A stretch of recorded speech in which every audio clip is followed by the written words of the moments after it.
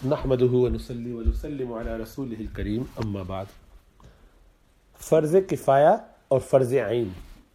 فرض عین کا مطلب ہے کہ ہر عین یعنی ہر انڈیویجول پر ذاتی حیثیت میں فرض ہے، واجب ہے، لازم ہے، اوبلیگیٹری ہے، یعنی ہر انسان کو وہ کام کرنا ہے.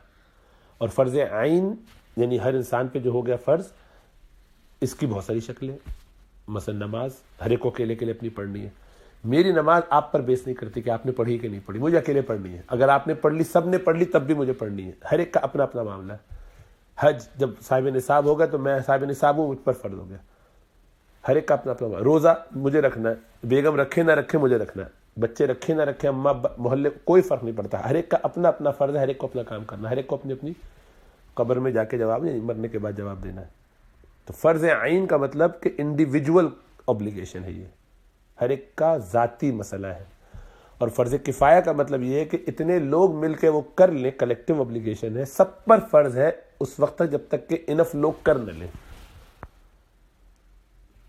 جنازے کی نماز پڑھانی تھی، جنازے کے لیے کم از کم 6-8 لوگ 5 لوگ جمع جتنے ہو سکتے تھے تھوڑے سے ہو گئے کچھ لوگ، تو باقی لوگوں کی چھٹی. کسی نے بھی نہیں پڑھا تو سارے لوگ گناہ گار ہوں گے. مسجد میں اعتکاف ہونا چاہیے تھا آپ کے محلے کی جس میں آپ رہتے، کسی ایک نے بھی نہیں کیا، سب گناہ گار ہوں گے. جتنے لوگ وہاں رہتے ہیں سب پر عذاب ہوگا، سب کا گناہ ہے. ایک نے بھی کر لیا، سب کی طرف سے چھٹی ہوگی. مجلس میں بیٹھے کسی نے سلام کیا، ایک نے جواب دے دیا، سب کی طرف سے ہو گیا. کسی نے نہیں دیا تو سب کو گناہ ملے گا. تو یہ ہے فرض کفایہ. دنیا کی جتنی ضروری چیزیں ہیں جائز اور شریعت کے دائرے میں، واجب کے درجے میں، فرض کے درجے میں، اس کے لیے انتظام کرنا یہ سب کا کلیکٹیو اوبلیگیشن ہوتا ہے. مثلا ہمارے اس علاقے میں ایک مسجد کی مثلا ضرورت ہے اور دور دور تک مسجد نہیں ہے. حلال گوشت کی ضرورت ہے، دور دور تک نہیں مل رہا، حلال کھانے کی. تو جب تک ہم وہ تیار نہیں کریں گے یا اس کی فکر نہیں کرتے رہیں گے، گناہ گار ہوتے رہیں گے. سب سے پوچھا جائے گا کہ کیوں نہیں کیا، تمہارے پاس صلاحیت تھی کیوں نہیں کیا. ہو گیا پھر کوئی مسئلہ نہیں، ایک کے بعد پھر دوسری نہیں. اب یہ نہیں کہ ہر گلی میں مسجد بناتے رہے، ہر گلی میں گوشت کی دکان کھول لیں، نہیں. اتنی کہ جتنے کی ضرورت ہے. اسی طرح اتنے حافظ کہ جو بچوں کو قرآن پڑھانے کے لیے، امامت کے لیے، خطابت کے لیے، جمعے کے لیے، باقی نمازوں کے لیے جتنے امام کی ضرورت ہے. ایک مسجد میں مثلا قریب 1000 لوگ رہتے ہیں اور 1000 لوگوں کے لیے مسجد کافی ہے. اچھی خاصی بڑی بن گئی ہے مسجد، لوگ آ جاتے ہیں. یعنی 1000 میں آدھے عورتیں ہوں گے، آدھے مرد بچے ہوں گے، تو 400-500 لوگ وہ آسانی آ جاتے ہیں نماز کے لیے. اور ان کے لیے 2 امام مسجد میں ہو گئے تو چھٹی ہے، باقی سب کی جان چھوٹ. ایک بھی امام نہیں ہے عالم، ایک بھی حافظ قاری نہیں ہے، سب گناہ گار ہوں گے. سب کو چاہیے کہ ان میں سے ہر ایک پر انڈیویجولی یہ ذمہ داری ہے، جب تک کہ اتنے حافظ یا قاری بن نہ جائیں. بن جائیں گے تو ان کی چھٹی، نہیں بنیں گے تو سب پکڑ میں آئیں گے. تو اب دین کا کام کرنے کے لیے آپ کو یہ معلوم ہونا چاہیے کہ فرض عین مجھ پر کیا ہے اور فرض کفایہ کیا ہے. فرض کفایہ آپ کو سب فرض کرنے لگا کہ بھئی یہ فرض کفایہ ہے اور میرے علم کی حد تک کوئی یہ کام نہیں کر رہا، تو آپ کو پہلے یہ علم ٹھیک ہونا چاہیے کہ آپ کے حساب سے کام کوئی ٹھیک نہیں کر رہا. آپ کا خیال ہے کہ اس محلے میں کسی کو تجوید نہیں آتی، سب جاہل ہیں اس حوالے سے، تو آپ پر فرض عین ہے اب کہ آپ تجوید اپنی ٹھیک کریں اور پھر اس کے بعد امامت کریں. باقی لوگ سمجھتے کہ نہیں یہ تجوید ٹھیک ہے، علم کی روشنی میں جانتے ہیں، عالم ہیں، جو سمجھدار ہیں، ان کو معلوم ہو کہ نہیں تجوید ٹھیک ہے، تو وہ اپنے حساب سے پکڑے جائیں گے.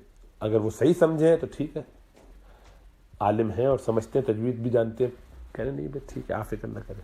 آپ کے سمجھنے سے کچھ نہیں ہوتا، لیکن آپ اپنے سمجھنے پہ آپ سے سوال ہوگا کہ آپ نے تو اس کو ٹھیک نہیں سمجھا تھا نا.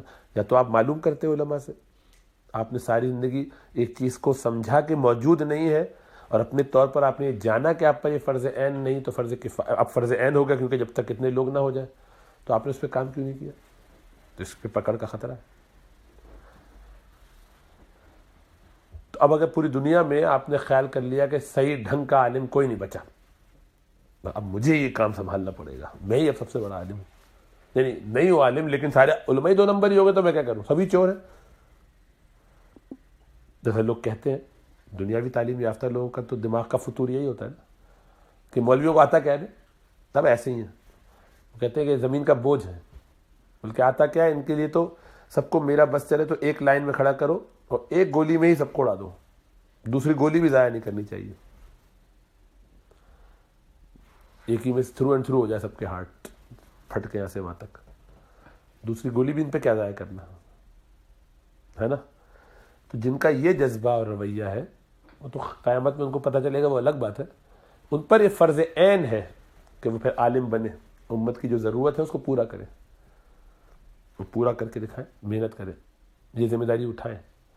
لیکن یہ ذمہ داری اٹھانے کا مطلب یہ نہیں ہے کہ عالم بنے نہیں لیکن کلیم کریں کہ میں عالم ہوں، نہیں، عالم بننا پڑے گا، پڑھیں، پڑھ کے عالم بنے، حافظ بنے، قاری بنے، جو بھی بننا ہے، جس چیز کو وہ نہیں سمجھتے پھر اس کو لیڈ کریں۔ ان سے سوال اس پہ ہوگا تیرا علم تو یہ تھا، تو سمجھتا تھا کہ سارے ایسے ہی ہیں، تو تینوں اس کے لیے کیا کیا؟ اللہ میں تو سب پہ میں نے فتوے لگا دی، تو سو میں تو خاموشی گھر بیٹھ کے اپنی دنیا بنا رہا تھا، سٹا لگا رہا تھا۔ ایسے چھٹی نہیں ہوگی، پھر یہ تو بہت ہی شیطانی ہے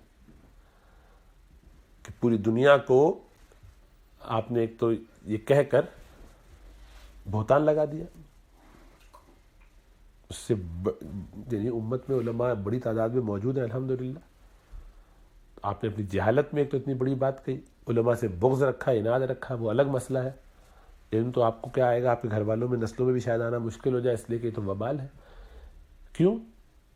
اللہ کے رسول صلی اللہ علیہ وسلم نے فرمایا من عاد لی ولیا فقد آذنتہ بالحرب، کہ جو میرے اولیاء سے، میرے ولیوں سے دشمنی کرے گا میں اس سے اعلان جنگ کرتا ہوں۔ صحیح ترین حدیثوں میں سے ہے یہ۔ تو جو میرے ولی سے دشمنی کرے گا، تو یہ دشمنی نہیں تو اور کیا ہے؟ علماء سے آپ کو لگتا ہے سارے دو نمبر ہی ہیں، ٹھیک ہے، آپ کو ہو سکتا ہے صحیح لگتا ہو، آپ سے سوال اس کے حساب سے ہوگا کہ آپ کو لگتا تھا سارے دو نمبر ہی، تو آپ نے کیا کیا اس کے لیے؟ آپ نے خود کیوں نے علم حاصل کیا، اور خود کیوں نے مدارس قائم کیے، خود کیوں نے لوگوں کو حافظ، عالم، قاری بنایا، جو بھی دین کا علم تھا وہ صحیح معنوں میں ان کو پڑھایا تاکہ وہ ٹیک اوور کرتے اور پھر سنبھالتے اور صحیح راستے سے بتاتے۔ جس طرح میڈیکل میں آپ کو لگتا ہے کہ پاکستان میں یا انڈیا میں یا بنگلہ دیش میں بہت کویکس ہو گئے ہیں، دو نمبریاں کر رہے ہیں، ٹھیک ڈاکٹر نہیں ہے، قصائی ہو گئے ہیں، لوگوں کو لوٹ رہے ہیں، تو آپ کیا کرتے ہیں؟ ڈاکٹری شروع کر دیں، ڈاکٹر کھیلنا شروع کر دیں؟ نہیں، میڈیکل میں جاتے ہیں، پڑھتے ہیں، محنت کرتے ہیں، اپنی ترقی کرتے ہیں، محنت کر کے اگر موقع ہو تو باہر کے ممالک میں بھی جاتے ہیں، امریکہ، برطانیہ جاتے ہیں، وہاں سے ٹریننگ لے کر پھر واپس آتے ہیں، یا وہیں سے رہ کے سپورٹ کرتے ہیں، سسٹم میں آ کے کام کرتے ہیں، پھر اپنی میڈیکل پریکٹس وہاں چلاتے ہیں، ادارے کھولتے ہیں، مختلف اداروں میں کچھ فی سبیل اللہ، کچھ پیسوں کے ساتھ بھی اپنی ضرورت کے حساب سے چلاتے ہیں، بہت اچھے طریقے سے چلاتے ہیں، سروسز ڈیولپ کرنے کے بعد پھر ایک پورا سیٹ اپ بنا دیتے ہیں، وہ سارے کو ایکسائٹ ہو جاتے ہیں، آپ کی سے ہوتی ہے، آپ ہی کی بات چلتی ہے، ظاہر بات ہے جب حق آ جائے گا تو باطل مٹ جائے گا، آپ نے تو خالی جگہ چھوڑی ہوئی تھی تو چور آ گئے۔ تو اگر آپ یہی سمجھتے ہیں کہ سارے چور ہیں مولوی، تو آپ ٹھیک ہے یہی سمجھیے، اس میں آپ سے تو اسی کا سوال ہوگا، اس کے مطابق لیکن عمل کرنا پڑے گا آپ کو، اور وہ یہ ہے کہ آپ کو باقاعدہ سب چھوڑ کر جو زندگی میں آپ کے فرائض ہیں نا، ان فرائض کے علاوہ کوئی اور تیسرا کام آپ یہ سوچ کے نہیں کر سکتے کہ میں ذرا پارٹی بھی کر لوں، میں ذرا یہاں بھی نوکری، سب بس اتنے ہی آپ کمائیں گے جتنا زندہ رہنے کے لیے ضروری ہے، کھانا پینا بس، باقی سارا وقت آپ کا اس میں لگنا پڑے گا کہ یہ آپ کے نزدیک فرض عین ہے، اس وقت آپ پر اب یہ فرض عین ہو چکا ہے، اس کو سیکھیے یا ادارہ اپنے طور پہ چلائیے، قائم کیجیے، بنائیے لوگوں کو حافظ، عالم، اپنا کریکولم بنائیے اپنے حساب سے، جو آپ ٹھیک سمجھتے ہیں کیجیے، تاکہ کل قیامت میں آپ یہ کہہ سکیں یا اللہ میں نے اپنے طور پر یہ سمجھا تھا، اس پہ میں نے محنت کر لی، یہ طریقہ، اب آپ اس کے لیے کوالیفائڈ ہیں کہ نہیں ہیں، آپ ٹھیک کام کر رہے ہیں کہ نہیں کر رہے ہیں، وہ وہاں پہ پتہ چل جائے گا، نتیجہ وہاں مل جائے گا۔ لیکن یہ نہیں ہو سکتا کہ آپ سب کو کرٹیسائز کریں، اس جگہ پہ جا کے سیکھیں نہیں، جو دین کا اصل کام ہے، علم کا سیکھنا، جس مذہب کی، جس دین کی بنیاد علم سے ہے، اقرا سے بات شروع ہوتی ہے، اقرا بسم ربک الذی خلق، پہلی وہی یہ ہو، آدم علیہ السلام کو فرشتوں کے سامنے پیش کر کے یہ اسماء ہی تو پوچھے گئے، نام ہی تو پوچھے گئے، علم ہی تو سکھایا، وعلم آدم الاسماء، سارا نومنکلیچر ان کو بتایا گیا، سب چیزوں کے نام، ان کے خواص بتائے گئے، یہی تو اصل علم ہے، یہاں سے شروع ہوا سلسلہ، اس علم کی بنیاد پر تمام فرشتوں کو ان کے آگے سجدہ کرنے کا حکم ملا ہے، یہ بڑائی کی وجہ تھی۔ تو جس امت، رسول اللہ صلی اللہ علیہ وسلم فرماتے بعثت معلما، مجھے تو بھیجا گیا ہے معلم بنا کے، اللہ قرآن میں رسول اللہ صلی اللہ علیہ وسلم کے 4 کام بتاتے ہیں، 3 جگہ یہی آیت آئی ہے، ان میں یہ چاروں کام بتایا۔ هو الذی بعث فی الامیین رسولا منہم، وہ اللہ ایسی ذات ہے کہ جس نے بھیجا ان امیوں میں، ان غیر پڑھے لکھے عام لوگوں میں، عربوں کے، ان کو امی سے کہ وہ لکھنے پڑھنے کا کام ان کے یہاں معروف نہیں تھا۔ کچھ لوگ تھے لکھنے والے پڑھنے والے، لیکن یہ عموم ان کے یہاں تھا کہ زبانی حفظ پہ کام زیادہ کرتے تھے، حافظ بڑے زبردست ہوتے تھے، اس پہ ان کا فخر تھا، ایک مزاج تھا۔ تو بہرحال امیین، ان لیٹرڈ پیپل، اتنا ان کا ذوق اس سائڈ پہ نہیں تھا۔ ان میں ایسا رسول بھیجا کہ جو ان پر تلاوت کرتا ہے قرآن کی، یعنی قرآن پڑھ کے سناتا ہے، وہی جب آتی ہے، یتلو علیہم آیات، ویزکیہم، ان کا تزکیہ کرتا ہے، ویعلمہم الکتاب، اور ان کو کتاب پڑھاتا ہے، خالی تلاوت کر کے گزر نہیں جاتا، سمجھاتا بھی، اور والحکمہ، حدیث جو اس کی تشریح ہے یعنی وہ بھی سمجھاتا ہے، قرآن کی تشریح بھی بتاتا ہے، تعلیم بھی دیتا ہے۔ تو اس میں یعلمہم، ان کو پڑھانا، علم دینا، سکھانا، یہ کام ہے نبی کا، اہم ترین کاموں میں سے ہے۔ تو اس فرض کو اگر کوئی ادا نہیں کر رہا تو آپ پر یہ فرض عین ہوا۔ اب یہ فرض عین آپ کو ادا کرنا ہے، اس لیے کہ آپ کے حساب سے تو سارے جاہل ہیں، تو پھر آپ کو یہ کام کرنا ہے، یہ سارے 2 نمبر ہی۔ اب آپ کے لیے لازم ہے کہ یہ کریں، سیکھیں اور سکھائیں پھر آگے، ورنہ آپ سے اس کا بھی سوال ہوگا کہ آپ نے عالم یا جو بھی علم کا ایک معیار منیمم ہونا چاہیے آپ کے حساب سے جو کرائٹیریا ہو، اس کو آپ نے حاصل کیوں نہیں کیا، اتنا کہ جس کی بیس پر آپ امت کو پھر لیڈ کر سکتے تھے، اپنے ارد گرد لوگوں کو بتا سکھا سکتے تھے۔ تو یہ فرض عین ہوگا، اور اس شخص پر کہ جو سمجھتا ہے کہ ایسا دنیا میں اتنے علماء موجود نہیں ہیں جتنے ہونے چاہیے، یا کوئی عالمی موجود نہیں ہے، یا سارے کرپٹ ہو چکے ہیں، علماء سو ہیں، تو آپ یہ کام کیجیے۔ آپ کو کس نے منع کیا؟ آپ سے سوال ہوگا۔ یہ نہیں ہو سکتا کہ ہم کرٹیسائز بھی کریں، باتیں بھی کریں، ہوشیاریاں بھی کریں، دنیا جہاں کی کہانیاں بھی سناتے پھریں، ساری زندگی اپنی دنیا کمانے میں لگاتے رہیں، اور جب خوب سوٹڈ بوٹڈ ہو جائیں، دنیا ہماری خوب چمک جائے، دنیا جہاں کا مال بٹور لیں، اور اب کمریں جھکنے لگیں، تو اچانک سے اسلام کھیلنا شروع کر دیں، اللہ اللہ کرنے لگے، مولوی سے بن جائے، یا نہ بھی بنے تو سارا الزام ان مولویوں کو دے کے، دیکھو پوری خرابی ملک میں اور معاشرے میں انہی کی وجہ سے ہو رہی ہے۔ تو آپ نے 100 سال سے کیا کیا ہے پورے معاشرے کے اندر؟ آپ کا کنٹریبیوشن کیا ہے اس میں؟ ساری جگہوں کو آپ نے خالی چھوڑ دیا، کون لوگ پڑھنے آتے ہیں؟ جا کے دیکھیے کراچی کے مدرسے میں، لاہور کے مدرسوں میں، پشاور کے مدرسوں میں، شہر کے سارے مدرسوں میں جا کے دیکھ لیجئے، انڈیا، پاکستان، بنگلہ دیش میں شہری لوگ آپ کو پڑھنے والے نہیں ملیں گے، گاؤں سے آئے ہوئے لوگ ملیں گے، اور گاؤں سے آنے میں کوئی قباحت نہیں ہے، لیکن ظاہری بات ہے کہ وہ طبقہ ہے کہ جس کے معاشی حالات، تو کوئی پریشانی کی بات نہیں، رسول اللہ صلی اللہ علیہ وسلم کے بھی معاشی حالات بہت، لیکن ایک پسا ہوا طبقہ جو ہوتا ہے غربت میں رہا ہوا، اس کی سوچ ذرا سکڑ جاتی ہے، وہ وسعت نہیں ہوتی، وہ اس احساس کے ساتھ پل رہا ہوتا ہے کہ ہم ذرا پیچھے ہیں۔ میڈیا نے اس طرح کی چیزیں اور کھول لوگوں کے سامنے ایسی واضح کر دی کہ وہ اپنے آپ کو ایک کمپلیکس میں سمجھتے ہیں، وہ کسی درجے میں انفیریورٹی کمپلیکس کا شکار ہو جاتے ہیں، اپنے آپ کو حقارت سے دیکھتے ہیں، دو لوگ انہیں ویسے ہی دیکھتے ہیں، تو ان کو لگتا ہے کہ شاید ہم ذرا پیچھے ہیں، احساس کمتری۔ تو ایسا شخص کبھی بھی کھل کے کام نہیں کر سکتا، دین کے لیے اس طرح نافع نہیں ہو سکتا، اس کے ذہن کی ساخت پرداخت ترقی اس طرح نہیں ہو پاتی، اس کو جب پڑھتے پڑھاتے ہیں تو وہ ایسا کھل کے نہیں آتا۔ شہر کا لڑکا جب آتا ہے، طلبہ پڑھے لکھے والے جو آتے ہیں، دنیاوی تعلیم یافتہ، 5ویں 6ویں بھی پڑھی ہوتی، تو ان کو جب آپ کو یہ بات سمجھاتے ہیں تو وہ ذرا جلدی پک کر لیتے، سیکھ لیتے ہیں۔ یہ پروفیشنلز کے ساتھ بھی ہے، یہ پروفیشنل جب دین کی طرف آتے ہیں اپنی ڈگری مکمل کر کے کسی بھی ادارے سے، پھر آپ ان کو سکھاتے پڑھاتے تو یوں پک کرتے ہیں، تیزی سے پک کرتے ہیں، اس لیے کہ ان کی بیس بن چکی ہے، دماغ کے بہت سارے ان کے کنیکشنز ایسے ڈیولپ ہو چکے ہوتے ہیں کہ جو چیزوں کو آسانی سے پک کر کے آگے چلا سکتے ہیں، اس کو ڈیولپ کرنا آسان ہوتا ہے، ترقی کرنا آسان ہو جاتا ہے۔ تو ہم نے وہ راستہ 100 سال پہلے چھوڑ دیا تھا، اور ساری امت یکسوئی کے ساتھ دنیاوی تعلیم یافتہ ہونے کی فکر میں لگ گئی تھی تاکہ دنیا کمائے.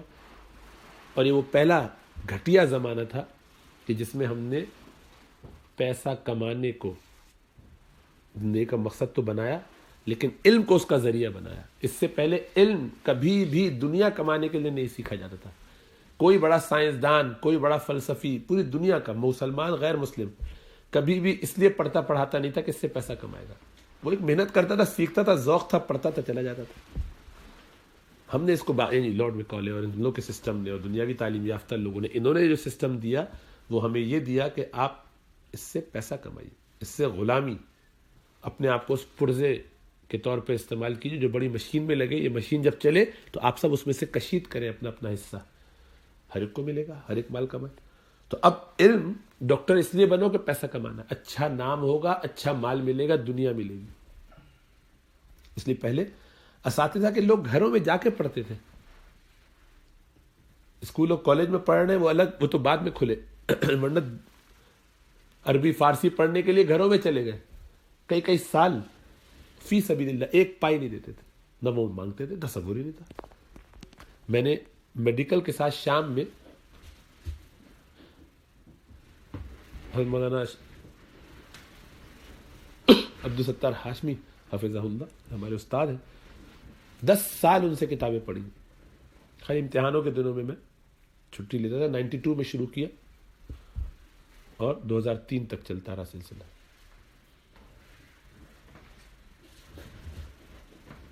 '93 میں شروع کیا اور 2003 تک. اور اس عرصے میں بہت کتابیں پڑھی. عربی پہلے پڑھنے تو عربی گئے تھے لیکن پھر آہستہ آہستہ ساری. ایک پائی زندگی میں نہیں دی، کوئی فیس، کوئی تصور، کچھ بھی نہیں. سوال ہی نہیں تھا، نہ ہم نے سوچا نہ انہوں نے کبھی پوچھا. یعنی ایسا بھی نہیں کہ کوئی ہدیہ ویسے ہی دے دیا ہو، مجھے کبھی خیال ہی نہیں آیا، نہ انہوں نے کبھی سوال کیا، کوئی تصور ہی نہیں. ایسے ہی پڑھتے تھے لوگ دین. یہی طریقہ ہے. میڈیکل کے ساتھ شام میں اور اس سے پہلے بچپن سے حفظ کرنے جاتے تھے مدرسوں میں. تو بندروی ٹاؤن بھی گئے اور بھی مدرسوں میں، جامعہ اشرفیہ ادھر ادھر جہاں جہاں موقع، کراچی والے جامعہ اشرفیہ چھوٹا ایک مدرسہ ہے، ایک پائی بھی کسی مدرسے میں آج تک ایک پائی نہیں. فی سبیل اللہ پڑھتے 7 مختلف مدرسوں میں. وجہ یہ ہوتی تھی کہ جیسے میں نے پہلے بتایا کہ وہ امتحان آتے تھے میٹرک کے یا اسکول کے، جب بھی تو ان کے اسکول ساتھ ساتھ کرنا ہوتا تھا.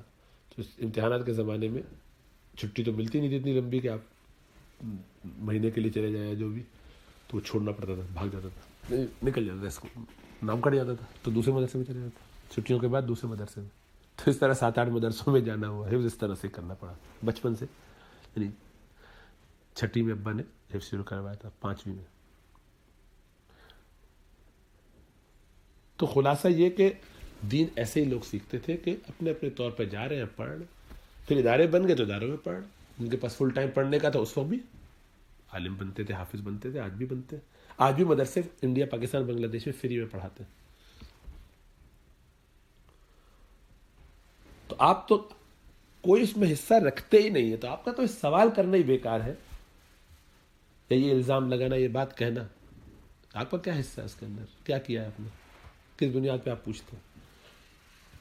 یہ ایسے ہی ہے کہ آپ اپنے ماں باپ کو گھر میں چھوڑ کے چلے جائیں تنہا، اور اب ان کے ساتھ محلے والے آ کے جو سلوک، جو رویہ، کچھ کھلا پلا بھی دیں، کچھ تھوڑی بہت گڑبڑی بھی کرتے ہوں لیکن کر رہے ہیں. آپ 20 سال کے بعد پوری دنیا اپنی گھوم پھر کے عیاشی کر کے، بیوی بچوں کو پال پوس کر، اس کے بعد اس کو وہاں لگا کے، اس کو وہاں لگا کے، سارے سب سیٹل ویٹل کر کے اچانک سے آپ کو خیال آیا ذرا اماں ابا کے حالات تو معلوم کروں. تو آپ نے وہ بھی ایم ایس ٹیم اور زوم کے ذریعے اماں ابا کے حالات دیکھے تو وہاں سے چلانا شروع کر دیا ان لوگوں پر جو وہاں رہ کے ان کی خدمت کر رہے ہیں. بھئی یہ تم نے کیا کیا؟ دیکھو پینٹ ٹھیک نہیں ہے اماں کے کمرے کا، تم نے کلر بڑا اچھا نہیں لگایا، میں اس کو صحیح کروں. ان کو کپڑے کا تم نے کیسے پہنائے ہوئے؟ اب یہاں سے آپ کی ہوشیاریاں شروع ہو گئی. تو 20 سال سے کہاں مر رہا تھا خبیث؟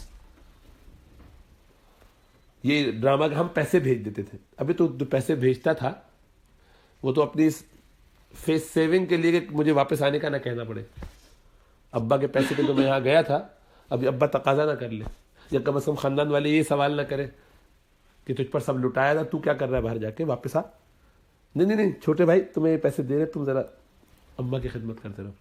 اور ان پر ٹھسے سے یہاں سے پیسے بھیج کر اپنی چودراہٹ بھی قائم کرتے رہتے ہیں، اور سارے وقت یہ احساس رہتا ہے ہم تو بہت پیسے بھیجتے ہیں. اپنی تنخواہوں کا ذرا حصہ لگایا آدمی کہ کتنا فیصد بھیجتے ہیں اماں ابا کو اپنے نعوذ باللہ جانور جو کھوٹے سے بندھے ہوئے کوئی چارہ ڈال جاتا ہے محلے والا، اس طرح سے ٹریٹ کیا ہے. 20-25 سال کے بعد اچانک سے ان سارے لوگوں پر انہیں غصہ آ رہا ہے کہ وہ کیا کر رہے ہیں. اور بھائی تو جو 25 سال 30 سال عیاشیاں کر رہا تھا، عیاشی سے مراد یہ کہ اپنی کمفرٹیبل زندگی میں تھے نا، باہر آ کے کوئی یہاں پہ فاقے تو نہیں کر رہا. یہ سب ڈرامے بازی کی باتیں ہیں. لمبی لمبی شفٹ کرتے تھے اور یوں کرتے تھے، تو بھائی آپ کو کس نے کہا تھا یہاں پہ کرنے کے لیے؟ ابھی چلے جاؤ واپس، اپنے بچوں کو وہاں بھیجو. نہیں بھیجیں گے اس لیے کہ یہ پتہ ہے اس محنت کے بعد پیسہ بہت اچھا ملتا ہے. تو اس کے لیے آپ کی یہ چوائس ہے. اس میں یہ کہنا کہ آپ نے کوئی قربانی دی، کوئی قربانی نہیں، بیکار کی بات ہے. اپنی دنیا کمانے کے لیے کام سارا کیا. تو اس کی کہانیاں ان کو سنائیں کہ جن کو معلوم نہ ہو. پاکستان والے تو بیچارے سن کے، انڈیا والے تو سن کے خاموش ہو جاتے ہیں کہ ہاں واقعی بڑی محنت کرتا ہوگا. ہمیں معلوم ہے کہ کیا محنتیں چل رہی ہیں اور کہاں کیا ہوشیاریاں ہو رہی ہیں. سب ڈرامے بازیاں جو ہے نا، بس اللہ ہدایت دے. کیا کچھ نہیں ہو اور بس خالی باتیں کرنا ہو نا، تو بس اللہ ہدایت دے ایسے لوگوں کو. اس لیے اپنے آپ کو ذرا ٹریک پہ رکھنا چاہیے.